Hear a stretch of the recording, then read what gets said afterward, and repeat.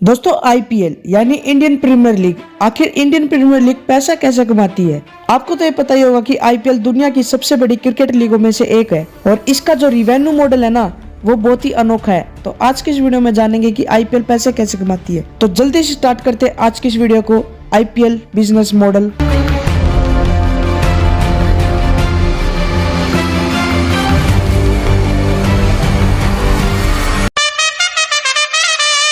Business model जानने से पहले हम जान लेते हैं कि आईपीएल की जर्नी कैसे स्टार्ट हुई, आईपीएल कैसे स्टार्ट हुआ।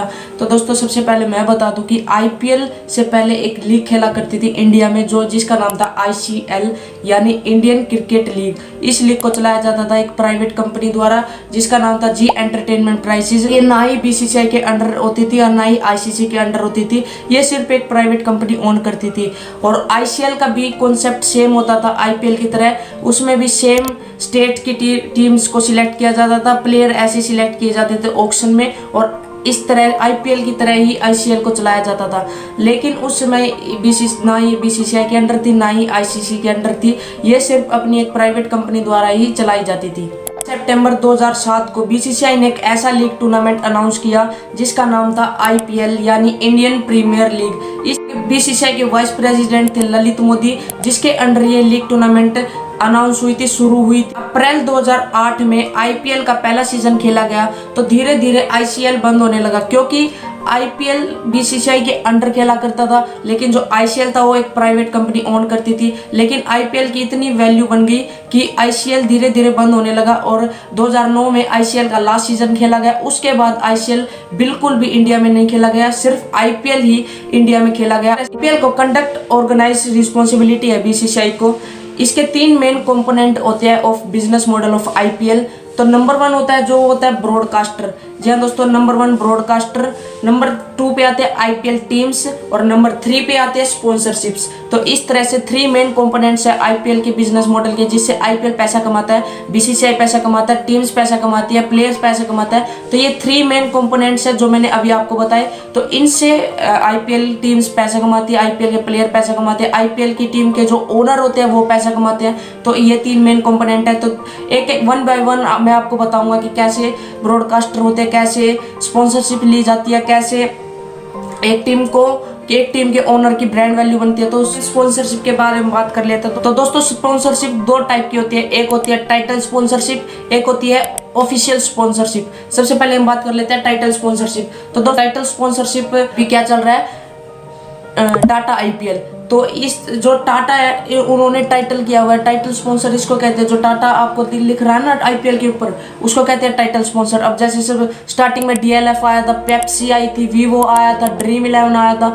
तो इसे कहते हैं दोस्तों टाइटल स्पॉन्सर, जो आईपीएल के मेन होता है। और ये ब्रांड ज्यादा से ज्यादा पैसा देता है ताकि टाइटल स्पॉन्सर उनको मिल पाए। और अभी की फिलहाल में टाटा ने इस टाइटल स्पॉन्सर को लिया हुआ है। स्पॉन्सर को लेने के लिए कंपनी ज्यादा से ज्यादा पैसा देती है। जैसे पेप्सी ने 79 करोड़ रुपए का कॉन्ट्रैक्ट साइन किया था 1 ईयर का यानी 1 सीजन का। उसके बाद वीवो ने 2016 से लेकर 2017 में 100 करोड़ रुपए का कॉन्ट्रैक्ट साइन किया हुआ था पर ईयर यानी पर सीजन का। और उसके बाद ड्रीम 11 आया था जिन्होंने 2020 में 222 करोड़ रुपए का पर ईयर का स्पॉन्सरशिप लिया था आईपीएल से। और उसके बाद आया था वीवो जिन्होंने 2021 में 440 करोड़ रुपए पर ईयर यानी पर सीजन का एक स्पॉन्सरशिप लिया था। उसके बाद टाटा ने फिलहाल अभी लिया हुआ है 2022 के अकॉर्डिंग 300 करोड़ रुपए पर ईयर स्पॉन्सरशिप का। तो देख रहे हो दोस्तों कि कितने ज्यादा पैसा देती है कंपनी अपने टाइटल स्पॉन्सर के करवाने के लिए। टाइटल स्पॉन्सर का जो दोस्तों पैसा होता है वो कैसे बढ़ता है, तो बीसीसीआई के अंडर चला जाता है 50%, यानी जो टाइटल स्पॉन्सर से पैसा आ रहा है वो 50% बीसीसीआई के पास चला जाता है। मान लीजिए कि अभी टाटा ने 300 करोड़ रुपए पर ईयर का कॉन्ट्रैक्ट साइन किया हुआ, तो बीसीसीआई के पास 150 करोड़ रुपए जाएंगे और 150 करोड़ रुपए जाएंगे टीम के ओनर और टीम के पास। तो 50-50 डिवाइड हो जाती है बीसीसीआई और टीम्स के बीच में। कर लेते हैं दोस्तों सेकंड जो स्पॉन्सरशिप होती है वो उसको कहते हैं ऑफिशियल स्पॉन्सरशिप। आपने ग्राउंड में कई प्रकार के ऑफिशियल स्पॉन्सरशिप देखे होंगे, जैसे सीएट के स्पॉन्सरशिप लगे रहते हैं। सीएट का एक स्ट्रेटेजिक टाइम आउट चलता है तो सीएट ने उसको स्पॉन्सर किया हुआ है। तो इस तरह से दोस्तों ऑफिशियल स्पॉन्सरशिप होते हैं, जो छोटे छोटे स्पॉन्सरशिप होते हैं तो कहते हैं ऑफिशियल स्पॉन्सरशिप। कमेंटेटर के मुंह से सुना हुआ कि क्रेड पावर प्ले चल रहा है तो क्रेड ने उसको स्पॉन्सर किया हुआ है। तो इस तरह से कई ऐप और कई तरह की कंपनी स्पॉन्सर करती है आईपीएल को, और इससे 210 करोड़ रुपए पर ईयर बीसीसीआई कमा लेता है इन छोटे छोटे स्पॉन्सरों से। सेकंड जो मेन कंपोनेंट है आईपीएल के पैसे कमाने का, वो होता है ब्रॉडकास्टर राइट्स। अब आईपीएल चल रहा है तो किसी ना किसी चैनल पे तो दिखाया जाएगा ही, तो हर चैनल चाहता है कि आईपीएल मेरे चैनल पर चले, जिससे उनकी रीच बढ़े, टीआरपी बढ़े। लेकिन जो सबसे ज्यादा पैसा देता है आईपीएल, उसी चैनल पे ब्रॉडकास्ट होता है। 2008 से लेकर 2017 लगभग 10 सालों के लिए सोनी ने इस ब्रॉडकास्टर राइट्स को खरीदे हुए थे, जिन्होंने 8,200 करोड़ लगभग 820 करोड़ रुपए पर ईयर पर सीजन बनता है एक आईपीएल सीजन में ब्रॉडकास्टर राइट खरीदने के लिए। तो सोनी पे चलाया जाता था 2008 से लेकर 2017 तक आईपीएल।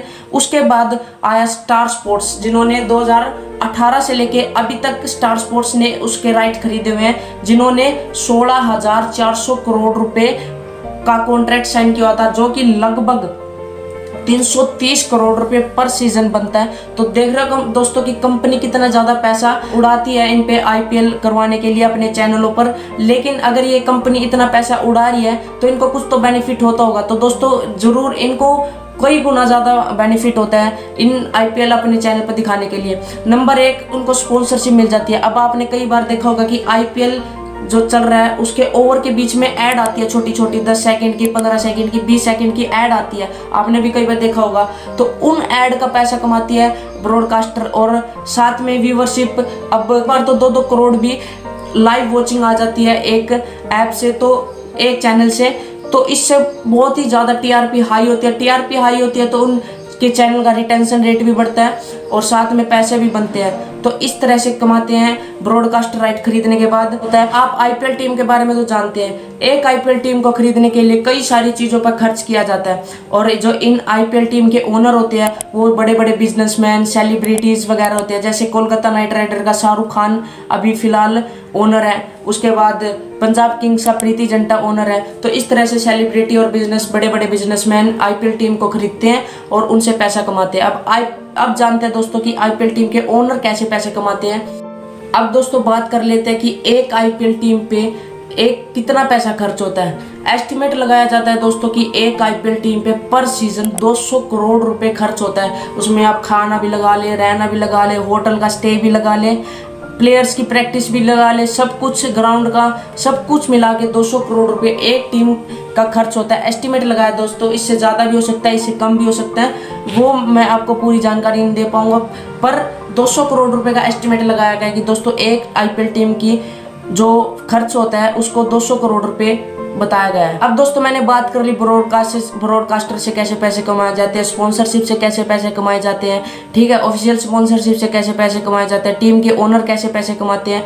तो अब बात कर लेते हैं कि दोस्तों अब आपने कई सारे प्लेयर्स जिनकी जर्सी और लवर होती है उन पे कई सारे ऐप्स के आपने स्पॉन्सर देखे होंगे। अब वो भी एक छोटा सा पार्ट होता है स्पॉन्सरशिप का। अब मान लीजिए चेन्नई सुपर किंग्स की आउटफिट पर 10 से ज्यादा ब्रांड ने स्पॉन्सर किया हुआ है, तो उसके जो पैसे होंगे वो टीम के ओनर के पास जाएंगे, कुछ परसेंट बीसीसीआई के पास जाएगा, लेकिन जो सबसे ज्यादा पैसा जो होता है वो टीम के ओनर के पास जाता है। अब एक एस्टिमेट आउटफिट यानी चेन्नई सुपर किंग्स मान लीजिए आउटफिट है, उस पर आपने 10 से ज्यादा ब्रांड होते हैं, 2 कैप पर, 3-4 यहाँ पे टी शर्ट्स पे देखे होंगे, 3-4 आपने लोअर पे देखे होंगे।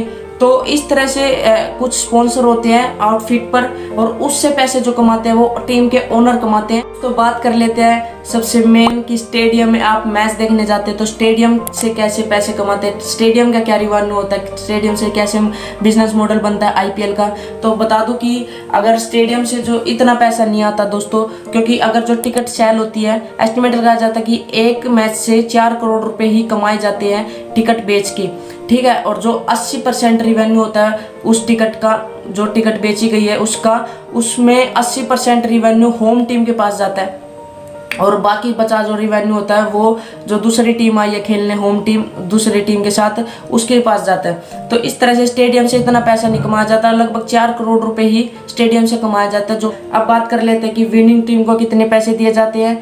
अच्छा, जो रनर अप टीम है उसको कितने पैसे दिए जाते हैं, क्वालिफाइड टीम को कितने पैसे दिए जाते हैं, एलिमिनेटर पे जो हारा उसको कितने पैसे दिए जाते हैं। तो सबसे पहले बात कर लेते हैं हम विनिंग टीम को। विनिंग टीम को दिए जाते हैं दोस्तों 20 करोड़ रुपए रनर अप टीम जो होती है उसको दिया जाते हैं 13 करोड़ रुपए, और जो क्वालिफायर टीम जो हारती है उसको दिए जाते हैं 7 करोड़ रुपए, और जो एलिमिनेटर में हारते हैं उसको दिए जाते हैं 6.6 करोड़ रुपए। तो दोस्तों कैसी लगी आपको वीडियो, कमेंट करके भी जरूर बताना। वीडियो को लाइक कर देना, चैनल को सब्सक्राइब कर देना। मिलते हैं नई वीडियो में।